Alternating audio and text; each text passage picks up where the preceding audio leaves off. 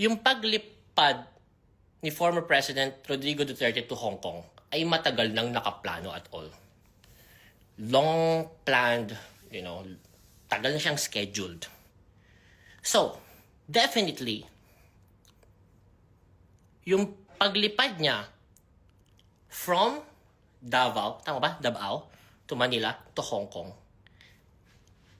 ay walang kinalaman sa ICC warrant. In short, matagal nang nakaplano yung, campaign ba nila yun? Event ba yun? Or whatsoever, chuba chuchu ek ek sa Hong Kong? Matagal na yung nakaplano.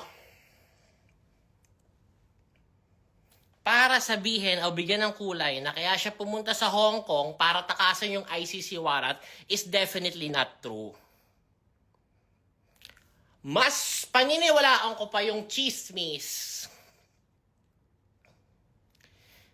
na yung pag-aresto sa kanya ang nag-adjust sa Hong Kong.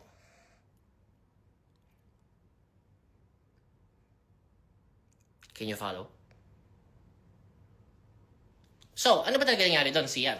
So, based sa chismis na narinig ko,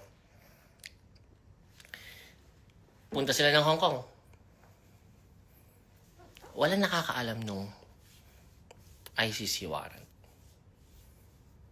Meron lang isang source na tsumika sa Duterte team na may posibilidad na meron ng nakahain na ICC warrant.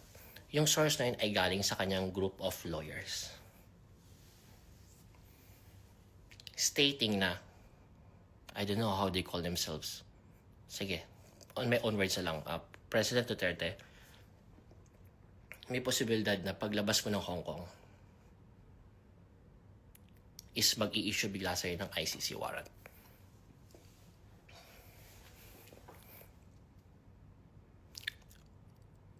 On that night, bago sila lumipad, alam na niya.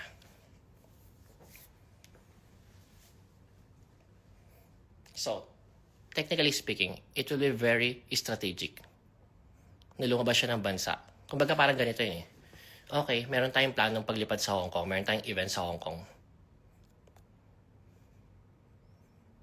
Sabi mo, meron akong warrant. So, ang dating ngayon, walang dapat i-consider para hindi lumipad.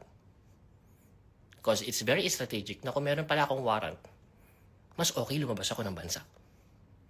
So, kahit nalaman niya on that night na meron pala siyang warrant, hindi mo dapat